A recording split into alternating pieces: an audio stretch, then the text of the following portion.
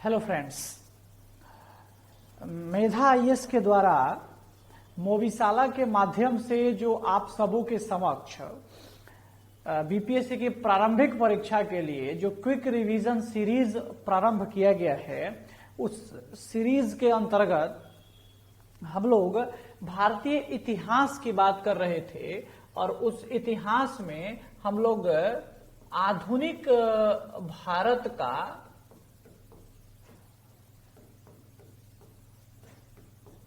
आर्थिक इतिहास के खंड को चर्चा के अंतर्गत लाए थे, है ना। तो जो ये आधुनिक भारत का आर्थिक इतिहास है, ये आम तौर पर हम लोगों ने इस संबंध में जो चर्चा की थी, जो बातें की थी आपस में, वो था कि भाई कैसे ब्रिटिश शासन का भारतीय अर्थव्यवस्था पर क्या प्रभाव पड़ा, ब्रिटेन के आने के पहले की भारतीय अर्थव्यवस्था क्या थी और ब्रिटिश उपनिवेशवाद के विभिन्न चरण, जिसकी बात रजनी पाम दत्त ने अपनी पुस्तक इंडिया टुडे में किया है। आज उसी व्यवस्था को आगे बढ़ाते हुए, उसी खंड को आगे बढ़ाते हुए जिस टॉपिक पे हम लोग बात करने जा रहे हैं, वह टॉपिक है कृषि, है ना। जो ब्रिटिश काल में जो कृषि की स्थिति रही है, जो एग्रीकल्चर की स्थिति रही है, वो क्या रहा है और उसको किस रूप में हम लोगों को जानना और समझना है। तो अगर हम इस कृषि वाले टॉपिक को देखने का प्रयास करें तो यह कृषि वाले टॉपिक को 2 या 3 खंडों में हम लोगों को देखना पड़ेगा। मुख्य रूप से अगर इसके 2 टॉपिक हम बांट लें, अगर 2 टॉपिक इसका हम डिवाइड कर लें, तो इसके दो टॉपिक में हमें पहला टॉपिक मिलेगा विभिन्न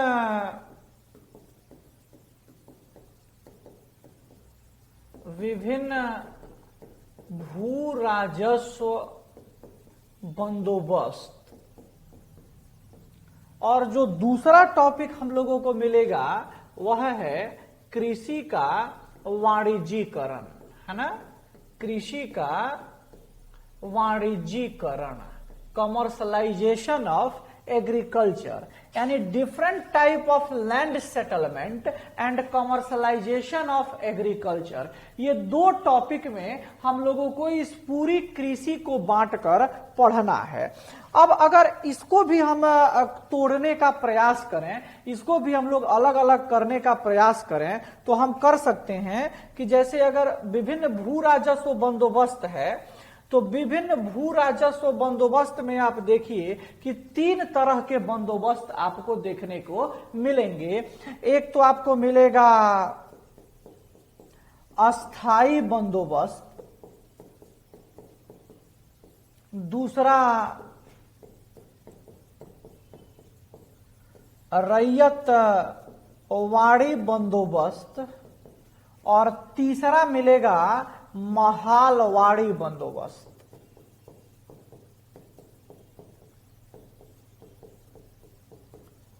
ये 3 प्रकार के बंदोबस्त इसमें हम लोगों को देखने को मिलेंगे।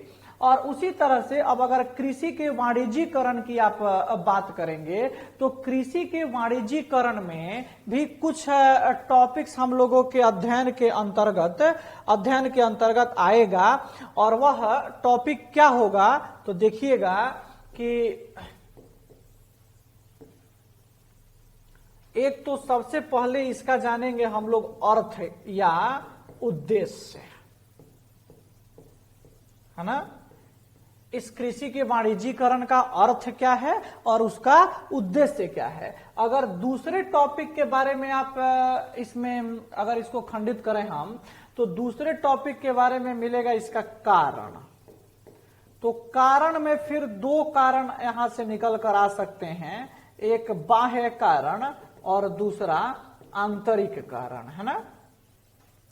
और फिर इसके चरण, है ना, जो इसके विभिन्न चरण हैं वो यहां पे आएंगे। जैसे इसके दो चरण आपको दिखाई पड़ेंगे, एक 1857 के पहले और दूसरा 1857 के बाद, है ना। ओ और फिर अंत में इसके चीजों को जो देखेंगे वो है इसका प्रभाव, है ना, इसका इम्पैक्ट क्या पड़ा।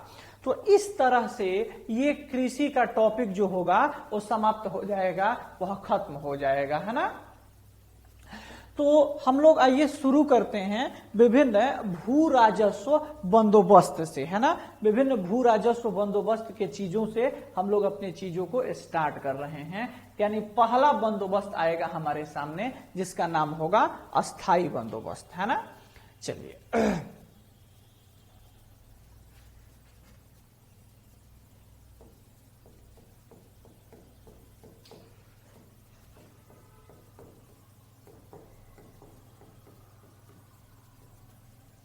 अस्थाई बंदोबस्त, है ना। ये अस्थाई बंदोबस्त क्या है, कैसे शुरू हुआ, क्या इसका पृष्ठभूमि रहा, इन सभी बातों पे हम लोगों को जानना है। तो चूंकि यह लैंड सेटलमेंट है, भू राजस्व बंदोबस्त है, यह एक प्रक्रिया है जिससे कर वसूली जा सके, कर की वसूली हो सके। तो यह प्रक्रिया क्या इसी समय शुरू हुई या अंग्रेजों के द्वारा यह स्थापित पहली प्रक्रिया थी, इन्हीं सब बातों के बारे में हम लोगों को यहाँ जानना है। तो अस्थाई बंदोबस्त को यदि आप देखिए तो अस्थाई बंदोबस्त आपको 1793 में प्रारंभ होता हुआ दिखेगा, है ना। उस समय इसका नाम अस्थाई बंदोबस्त पड़ा। फिर तो उसके पहले क्या था, उसके पहले की क्या व्यवस्था थी, तो मैं आपको पीछे थोड़ा सा लिए चलता हूं, पीछे के चीजों में आइए उसकी बात करते हैं। 1764 ईस्वी में बक्सर का युद्ध होता है और बक्सर के युद्ध के बाद एक संधि होती है जिस संधि को हम कहते हैं इलाहाबाद की संधि। ये इलाहाबाद की संधि 1765 में 1765 में ये संधि जो है ये होती है ना। जब 1765 में ये संधि होती है तो इस संधि से एक बड़ा महत्वपूर्ण बदलाव आता है, एक बहुत महत्वपूर्ण चेंजेज आते हैं। वो चेंजेज क्या है, तो इस समय एक प्रक्रिया शुरू होती है जिसे हम द्वैध शासन कहते हैं, है ना, जिसे हम द्वैध शासन कहते हैं। ये जो डुअल गवर्नमेंट सेटअप है, द्वैध शासन है, इसका क्या मतलब है, इसका क्या अर्थ है। तो अगर द्वैध शासन को आप व्याख्यायित करने का प्रयास करेंगे तो आपको दिखेगा कि भाई द्वैध शासन में शासन की दो मेथड यहां विकसित होंगे। एक तो दीवानी विषय और दूसरा फौजदारी विषय। एक रेवेन्यू रिलेटेड मामला, दूसरा क्रिमिनल मामला, है ना। तो जो दीवानी विषय होंगे उस दीवानी विषय पर जो शासन की व्यवस्था बनाई गई, कहा गया कि इस पर अंग्रेजों का अधिकार होगा, है ना। इस पर अंग्रेज अपनी व्यवस्था बनाएंगे, अंग्रेजों का शासन होगा। यानी पैसे रुपए से संबंधित जो भी मामले होंगे उस पर निर्णय लेने का अधिकार दिया गया किसको, अंग्रेजों को। और जो हत्या, लूट, डकैती, मार पीट आदि से संबंधित जो मामला है उस पर शासन करने का दायित्व दे दिया गया बंगाल के नवाब को, है ना। यानी शासन की दो विधियां आपको यहां प्रचलित होती हुई दिखेंगी। शासन को दो भागों में बांटा गया, दीवानी और फौजदारी। दीवानी विषय पर अंग्रेजों का अधिकार, फौजदारी विषय पर नवाब का अधिकार रहा। ये व्यवस्था जो है, जो ये व्यवस्था कंटिन्यू की 1765 से लेके और 1772 के बीच में, है ना।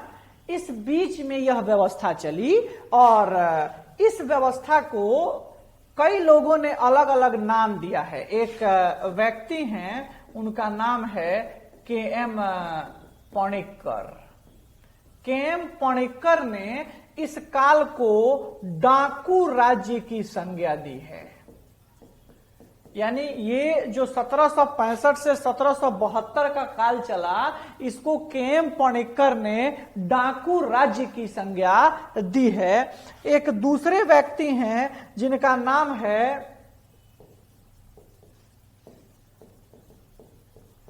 परसिवल एस्फियर। इन्होंने इस काल को बेशर्म लूट का काल कहा है ना, बेशर्म लूट का काल कहा है। तो ये दो ऐसे हैं जिन्होंने इस काल को बड़े ही निर्दयता पूर्वक व्याख्यायित किया है। और इसी काल में एक घटना घटी है 1770 में। एक विद्रोह होता है बंगाल में जिसे सन्यासी विद्रोह कहते हैं, जिसे हम सन्यासी विद्रोह कहते हैं। और ये सन्यासी विद्रोह जो 1770 में हुआ, ये 1765 से 1772 के बीच जो अंग्रेजों के द्वारा शोषण किया जा रहा था, उसी शोषण के फलस्वरूप ये रिवोल्ट हुआ है। और ये रिवोल्ट आपको दिखाई पड़ेगा। इसी रिवोल्ट के आधार पर आगे चलकर आनंद मठ लिखा गया बंकिम चंद्र चटर्जी के द्वारा, है ना। आनंद मठ की रचना हुई और इसी आनंद मठ में वंदे मातरम रचा गया है ना। वंदे मातरम की रचना है जो भारत का राष्ट्रीय गीत है ना। तो इसकी रचना आगे चलकर बंकिम चंद्र चट्टोपाध्याय ने किया था। और ये आनंद मठ जो रचा गया है उसी सन्यासी विद्रोह के आधार पे है। और उसी में वो 1770 में हुआ था। उस समय ये द्वैध शासन का काल था जब अंग्रेजों ने भयंकर लूट मचा रखी थी। इस काल में अंग्रेजों ने बहुत सारा पैसा यहां से लेकर वो ब्रिटेन गए, है ना। तो 1773 में जो रेगुलेटिंग एक्ट आया, उस 1773 में रेगुलेटिंग एक्ट आने का एक बड़ा कारण ये 1765 से 1772 के बीच के हुए लूट भी थे। क्योंकि ईस्ट इंडिया कंपनी के साथ जुड़े हुए लोगों ने वो अपार पैसा अर्जित किया यहां से और वो पैसा लेकर ब्रिटेन गए। लेकिन जो व्यक्ति जो ब्रिटेन में उपस्थित और लोग थे जो ईस्ट इंडिया कंपनी से जुड़े हुए नहीं थे, उन लोगों ने वहां की सरकारों पर दबाव बनाया कि भाई आप ईस्ट इंडिया कंपनी को रेगुलेट करो। और वहां के स्थानीय दबावों के फलस्वरूप ब्रिटिश संसद ने 1773 में अपने रेगुलेशन को स्टार्ट किया। इसीलिए 1773 में जो एक्ट आया उस एक्ट को रेगुलेटिंग एक्ट कहा गया, है ना। चूंकि वह रेगुलेशन का इनिशियल पॉइंट था, रेगुलेशन का प्रारंभ बिंदु था, इसीलिए उसको रेगुलेटिंग एक्ट के नाम से जानते हैं। 1772 इस काल का एक बड़ा महत्वपूर्ण समय है और उस समय भारत का गवर्नर जनरल बनकर आता है वारेन हेस्टिंग्स। क्या है देखिए थोड़ा।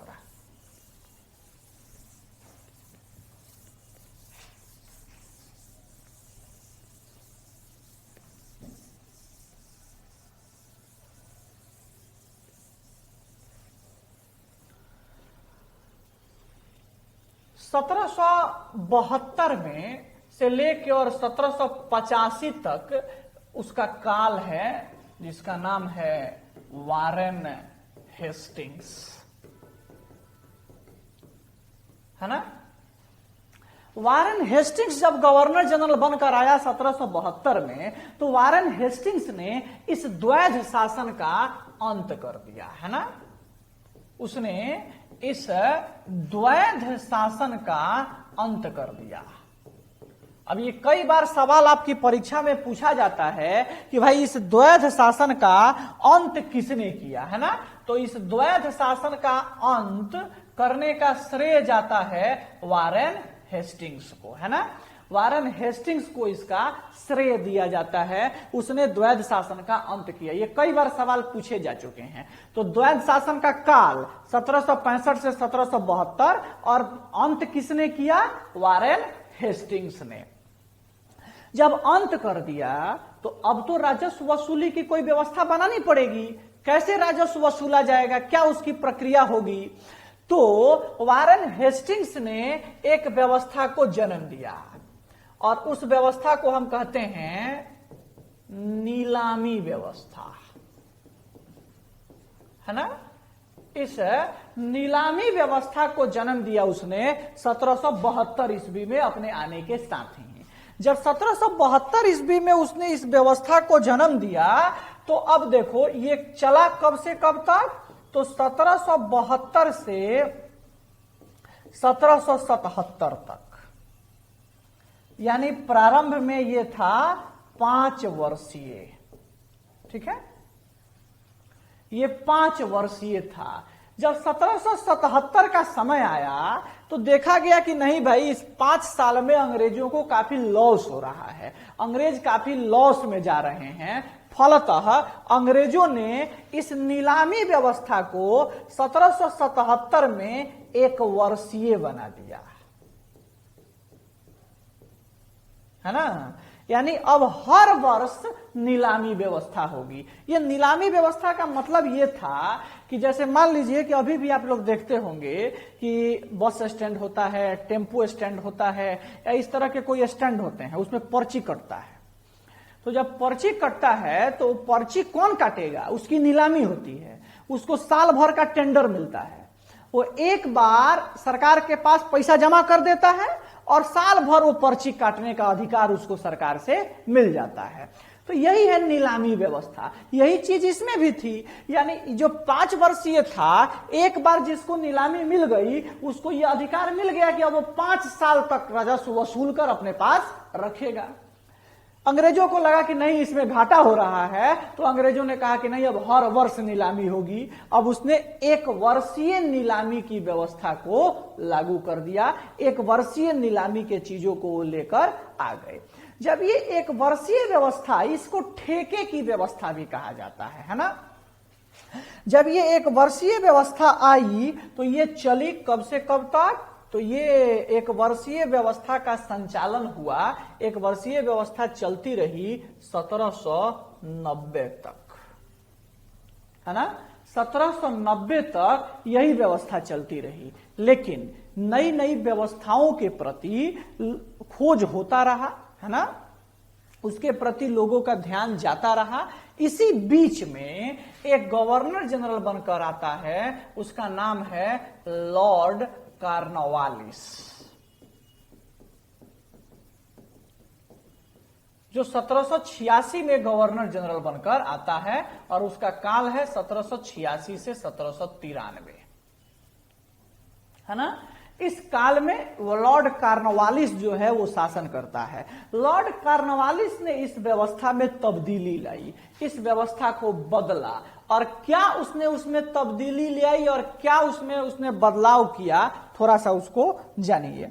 देखिए, जब आप लॉर्ड कॉर्नवालिस की इस व्यवस्था को देखिएगा तो लॉर्ड कॉर्नवालिस ने एक कमेटी बनाया, है ना। एक अपने जो मंत्री परिषद के लोग थे उन लोगों से राय मांगी। तो 2 लोग थे, एक का नाम था जेम्स ग्रांट, है ना, एक का नाम था जेम्स ग्रांट और दूसरा था जॉन सोर, है ना, जॉन सोर। तो जेम्स ग्रांट और जॉन सोर जो लोग थे, जो उसके कार्यकारिणी के मेंबर थे, उन लोगों ने उस संबंध में अलग अलग राय रखी। क्या राय रखी? जेम्स ग्रांट ने कहा कि भाई एक ऐसी व्यवस्था बनाइए जिसमें भूमि का मालिक यानी भूमि का स्वामी जो है वो सरकार हो जाए, है ना, और सरकार स्वामी बन जाए और किसान उस पर खेती करें और उससे राजस्व वसूला जाए। इससे अलग मत जॉन सोर का था। जॉन सोर का कहना था कि नहीं, भूमि का स्वामी जो है वो जमींदार को बना दिया जाए, है ना, और सरकार सीधे बंदोबस्त करे, किससे, जमींदार से, है ना, यानी सरकार बंदोबस्त करे जमींदार से और जमींदार अपना किसानों से वसूल के देंगे। इससे क्या फायदा होगा, तो इससे फायदा यह होगा कि भाई एक तो जमींदार वर्ग का सपोर्ट भी मिल जाएगा और दूसरा जो किसान आम जनता होगी उससे चूंकि अंग्रेज सीधे वसूलेंगे नहीं तो वे अपना दुश्मन अंग्रेज को न मान के वे अपना दुश्मन जमींदार को मानेंगे। यहां अंग्रेजों की जो नीति थी डिवाइड एंड रूल, फूट डालो और शासन करो की जो पॉलिसी थी, देखो यहां भी फिट बैठती है। उन्होंने भारत के किसानों और जमींदारों के बीच ही फ्रिक्शन पैदा करने की व्यवस्था को जन्म दिया और जो कार्नवालिस था उसने इस जॉन सोर के सिफारिश को ही स्वीकार किया। आगे चल के ये जॉन सोर जो है वो गवर्नर जनरल भी बनता है। तो जॉन सोर की व्यवस्था को स्वीकार किया, अर्थात एक व्यवस्था जन्म दी गई जिसमें जमींदार को मालिक माना गया, है ना, जिसमें जमींदार को भूमि का मालिक माना गया। सरकार ने जमींदार के साथ बंदोबस्त किया। अब क्या था, तो जमींदार एक मध्यस्थ था, एक मिडिल व्यक्ति था, उसको किसानों से लगान वसूलना था और जमींदारों को सरकार को चुकाना होता था। अब इसी व्यवस्था को नाम दिया गया जमींदारी व्यवस्था, है ना, इसी व्यवस्था को नाम दिया गया जमींदारी व्यवस्था या इस्तमरारी बंदोबस्त, इस्तमरारी बंदोबस्त, है ना, जमींदारी बंदोबस्त या इस्तमरारी बंदोबस्त, इसी को नाम दिया गया। और ये व्यवस्था आई 1790 ईस्वी में, है ना। जब 1790 ईस्वी में यह व्यवस्था आई तो प्रारंभ में यह व्यवस्था 10 वर्ष के लिए आई। 10 वर्ष के लिए इस व्यवस्था की शुरुआत की गई।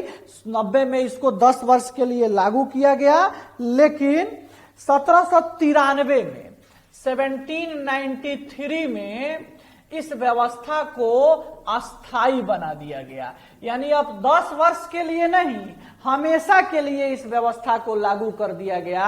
और इसी प्रकार 1793 में इस जमींदारी बंदोबस्त का नाम पड़ गया क्या, अस्थाई बंदोबस्त, परमानेंट सेटलमेंट। अस्थाई बंदोबस्त जो 1793 में नाम पड़ा, ये एकदम क्लियर रखेंगे कि 1790 में जमींदारी बंदोबस्त आया जो 10 वर्ष के लिए आया, लेकिन 1793 में उसे अस्थाई स्वरूप दे दिया गया, है ना, उसे अस्थाई रूप दे दिया गया, इसलिए उसका नाम पड़ गया क्या, अस्थाई बंदोबस्त। जब ये अस्थाई बंदोबस्त नाम पड़ा तो अस्थाई बंदोबस्त की व्यवस्था का जनक जो है वो माना जाता है फिलिप फ्रांसिस को। ये बहुत महत्वपूर्ण है, ध्यान रखिएगा। अस्थाई बंदोबस्त की व्यवस्था का जनक माना जाता है फिलिप फ्रांसिस को, यानी फिलिप फ्रांसिस जो है वो इस व्यवस्था के जनक के रूप में सामने आया है, जनक के रूप में उसको हम सामने रखते हैं।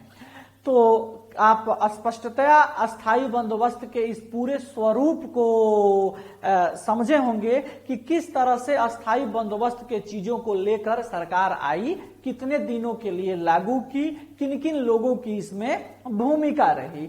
अब 2-3 चीजें और हैं कि इसको किस क्षेत्र में या कितना प्रतिशत क्षेत्र में लागू किया गया, ये बहुत इंपॉर्टेंट है। ये आपके एग्जाम में जो है कई बार सवाल पूछा जा चुका है, ये कई बार सवाल आया हुआ है आपकी परीक्षा में, है ना। तो आप ध्यान दीजिएगा कि भाई जो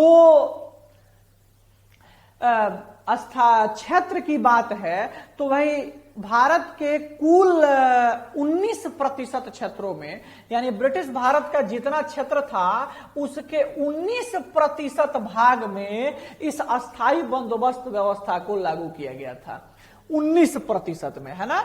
और फिर यही अब रैयतवाड़ी पढ़िएगा तो वह 51% में लागू किया गया था, है ना। और फिर वहीं पे फिर महालवाड़ी पढ़िएगा तो 30% भाग पर लागू किया गया था, है ना।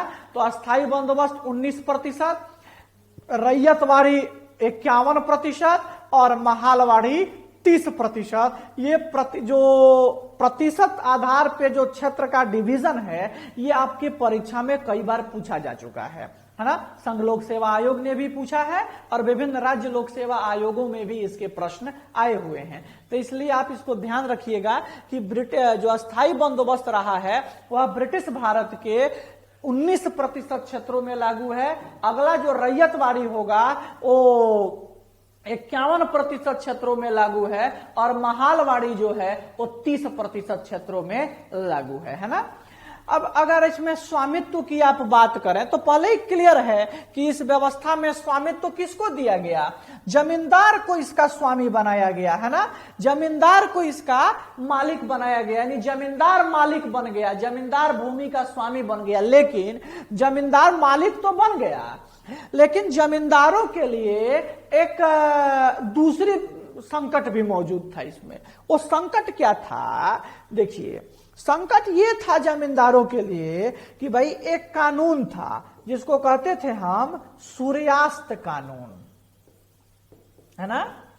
उसको कहा जाता था सूर्यास्त कानून। तो जब सूर्यास्त कानून की बात थी इसको सनसेट लॉ कहा जाता था। ये क्या था तो बस सिंपल अगर इसको समझने की आप कोशिश करिए तो सूर्यास्त कानून ये है कि जैसे मान लीजिए कि आज कोई एक्स डेट है और आज के इस एक्स डेट के दिन यह निर्धारित है कि वाई नामक कोई जमींदार जो है उसको आज एक्स के डेट में अपना लगान सरकार को दे देना है।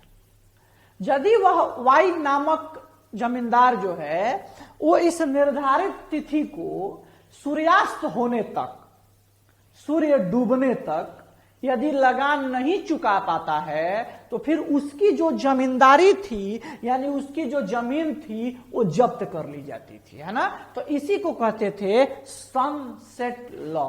चूंकि सूर्य के डूबने से, सूर्य के सूर्यास्त होने से इसका संबंध था, इसीलिए इसका नाम रखा गया था सूर्यास्त कानून। तो इससे कुछ जमींदारों को घाटा भी हुआ लेकिन वो नॉमिनल, लेकिन वो नगण्य था। इस व्यवस्था में जमींदार लाभ ही प्राप्त किए हैं और कंपनी तो किसी भी व्यवस्था में हानि में रही ही नहीं, चाहे वह कोई भी व्यवस्था रहे, कृषि की व्यवस्था रहे, उद्योग की व्यवस्था रहे, रेलवे रहे, कोई भी ऐसे सिस्टम को आप उठा के देख लीजिए उस ब्रिटिश काल में, कोई भी ऐसा व्यवस्था नहीं है जिस व्यवस्था में कंपनी को घाटा हुआ हो, है ना। हाँ, वो आगे चल के द्वितीय विश्व युद्ध के कालों में कंपनी घाटे में गई तो उस समय तो कंपनी थी भी नहीं, तो ब्रिटेन जो घाटा में गया उसके पीछे कुछ और रीजन थे। लेकिन जो प्रारंभिक समय है, जिस समय का ये संदर्भ हम लोग देख रहे हैं, जो पूरे ब्रिटिश शासन का जो चरमोत्कर्ष आपको भारत में दिखेगा उसमें हर व्यवस्था में कंपनी को लाभ ही लाभ था, कंपनी के पौ बारह थे। इसलिए अगर प्रभाव की इसमें बात करेंगे तो प्रभाव में किसानों की दुर्दशा ही हुई। कोई भी व्यवस्था अस्थाई हो, महालवाड़ी हो या रैयतवाड़ी हो या वाणिज्यीकरण हो या उद्योग हो या रेलवे हो, हर जगह किसानों की दुर्दशा ही हुई है। इसमें कहीं कोई दो राय नहीं है। किसानों के हालत खराब हो गए, किसान भूखमरी के शिकार हो गए, उनको ऋण जाल में फंस गए, वो लोन ट्रैप में फंस गए, क्योंकि उनके पास जब वो उपज उपजाते थे तो उनके पास अपने लिए कुछ बचता ही नहीं था, सब लगान के रूप में दे देना पड़ता था। ये हालत थी, इतना बुरा कंडीशन था उनका। और चूंकि वो जमींदार और महाजन वगैरह से ऋण लेकर फसल बोते थे तो वो चूंकि फसल बचता ही नहीं था लगान से, तो कहां से बेचकर ऋण चुकाते, और फिर अगली फसल के लिए फिर ऋण लेना था।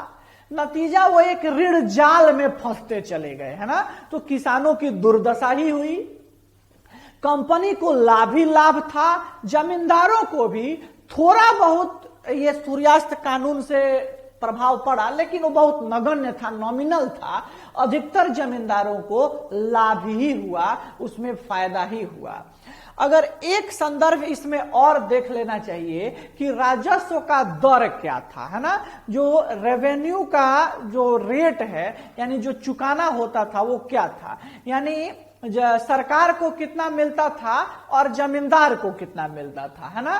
तो अब जमींदार किसान से कितना वसूलते थे इससे हमको नहीं मतलब है, जमींदार कितना सरकार को दे रहे हैं और जमींदार के पास कितना बच रहा है, ये इंपॉर्टेंट है। इसलिए क्योंकि ये जो बंदोबस्त है, जो सेटलमेंट है, वो सरकार का जमींदारों के साथ है, किसान इस बीच में कहीं नहीं है ना। इसलिए किसानों का रेट हम नहीं देख रहे हैं, हम ये देख रहे हैं कि सरकार और जमींदार के बीच क्या संबंध था। तो जमींदारों को जो देना पड़ता था सरकार को, तो सरकार को वो देते थे 89%, यानी जितना उनके पास होता था उसका 89%, और रेस्ट 11% का जो हिस्सा था वो होता था जमींदारों का, है ना। तो इस प्रकार से ये टैक्स की रेट थी, यानी कह सकते हैं कि 10/11 और 1/11 ये हिस्सा बटा हुआ था, है ना, इस तरह से बंटवारा था। तो कुल मिला के ये सारे अस्थाई बंदोबस्त की एक चीजें हुई जो हमारी प्रारंभिक परीक्षा के लिए इतना से काम हमारा निकल जाएगा, है ना, चल जाएगा। एक दूसरे बंदोबस्त के बारे में आइए बात करते हैं।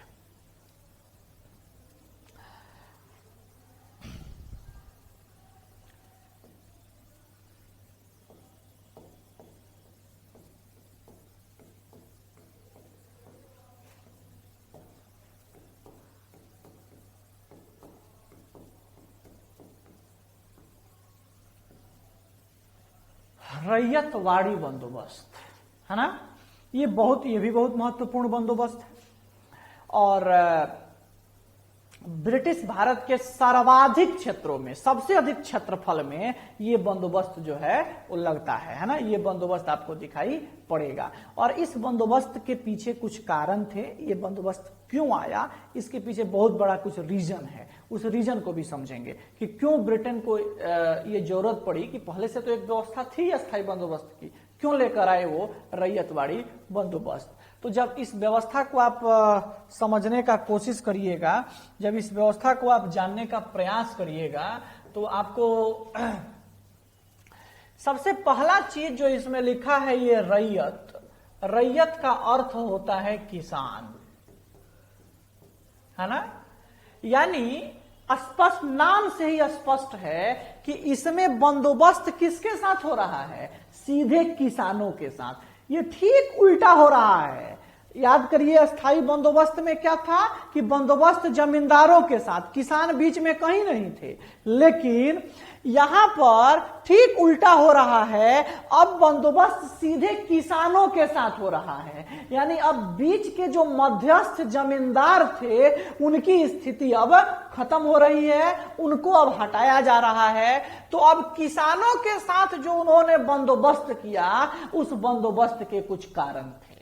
क्या कारण था कि अंग्रेजों ने जमींदारों के साथ जो बंदोबस्त हुआ था उस व्यवस्था में तब्दीली लाया? वह क्या कारण था, क्या वह प्रमुख फैक्टर बने, उस फैक्टर को देखिए, उसके कारण को समझिए कि कारण क्या है। जब आप उसके कारण को देखिएगा तो कारण में आपको दिखेगा कि भाई दो प्रमुख कारण है। एक को कहते हैं हम बाह्य कारण और दूसरा है आंतरिक कारण, है ना। बाह्य कारण और आंतरिक कारण। जब इस रैयतवाड़ी बंदोबस्त के लागू करने के जो कारण थे वो, उसमें एक बाह्य कारण है और दूसरा आंतरिक कारण है। बाह्य कारण में बहुत महत्वपूर्ण कारण है ना, उसको बड़े देखिए, बाह्य कारण में एक कारण हमको दिखता है और वह कारण है उपयोगितावाद।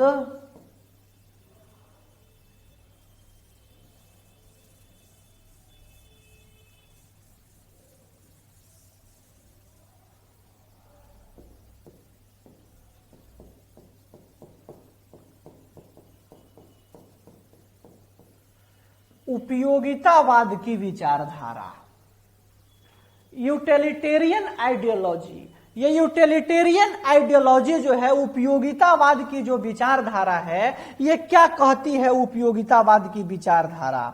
तो जब आप उपयोगितावाद की विचारधारा को देखिएगा तो उपयोगितावाद की विचारधारा का जनक जो है वो है जेरेमी बेंथम या मिल, जेम्स मिल, है ना।